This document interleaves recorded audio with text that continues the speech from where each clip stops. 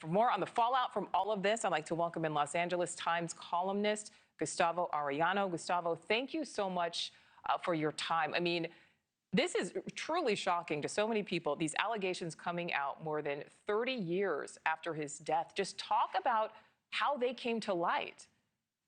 This is all the New York Times doing an incredible investigative piece. And they talked about how they've been working on this for 5 years. And I know a lot of people are fixated on this idea of these alleged survivors, including Dolores Huerta, the co-founder of the United Farm Workers, and someone who was always advocating for the legacy of Cesar Chavez, also alleges that she was raped. So people are fixated. Oh, like, why did it take, 50, 60 years for these allegations to come out? But look, as someone who has extensively covered the Catholic Church sex abuse scandal, I know every sex abuse survivor has their own path to wrestle with what happened to them. Sometimes, most of the times, people never say anything. Sometimes they might just tell it to family members. So for this to come out on the pages of the New York Times, it is momentous. I've been trying to think of any sort of parallel in American history. It is that big. And look, it's not just a Latino story. It is an American story. It's an American tragedy. It truly is,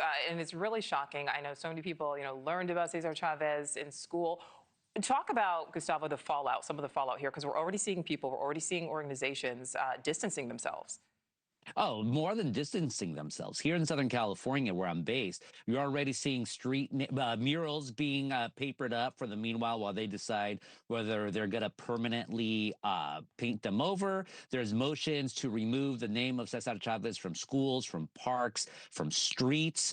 In terms of distancing themselves, I mean, you have now a man who was a titan of American civil rights, of American labor rights, forever marked with the worst asterisk imaginable. And people, of course, are going to say as well, and they're already saying, well, it's not fair to judge him. He's not here to defend himself. Look, the two organizations who have made it their mission to carry the legacy of Cesar Chavez, the United Farm Workers, a union he co-founded, and the Cesar Chavez Foundation created by his family, they're the ones who put out statements essentially saying that we find these allegations to be so credible that we're going to offer any and all help to any survivors of our patriarch's abuse. If that's judge, jury, and executioner right there.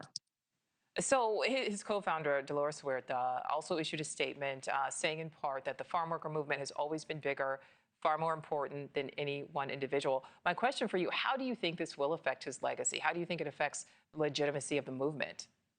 The movement continues. The movement, I mean, you cannot remove the fact that he inspired millions of people in life and in death. But now we have to reconcile ourselves with these revelations that this person who did so much good while he was alive, who inspired so many people, was also this predator, it seems, at least according to these women. And again, I cannot overemphasize, it's not just some anonymous person making these allegations or saying they're true and they must be considered seriously. It is the two organizations that have the most to lose with this. I mean, Cesar Chavez's legacy is forever tarnished, but now the ramifications fall down to his children and grandchildren who are part of these organizations. And if they're the ones who are if they're the ones doing these actions and saying we must wrestle with, we're always going to remember our father, our grandfather, our leader, but now we also have to wrestle with what the New York Times revealed. What do you think happens next? I mean, right now we're in the middle of it. Like I said earlier, there's streets being renamed, there's schools being renamed.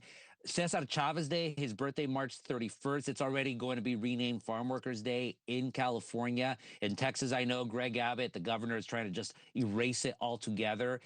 But we're not going to know what's next for the weeks, months, even years to come. We're talking about someone who, again, an icon of American history. Now we have to completely, not even reimagine, but reconsider who Cesar Chavez was. Not what he did in terms of El Movimiento, but who he was as a person. Look, heroes sometimes are complex, sometimes turn out to be monsters. Yeah, you summed it up perfectly there. Los Angeles Times columnist Gustavo Arellano, thank you so much. Really appreciate it. Thank you for watching. Subscribe below and download our NewsNation app right now on your phone, and you will get fact-based, unbiased news for all Americans.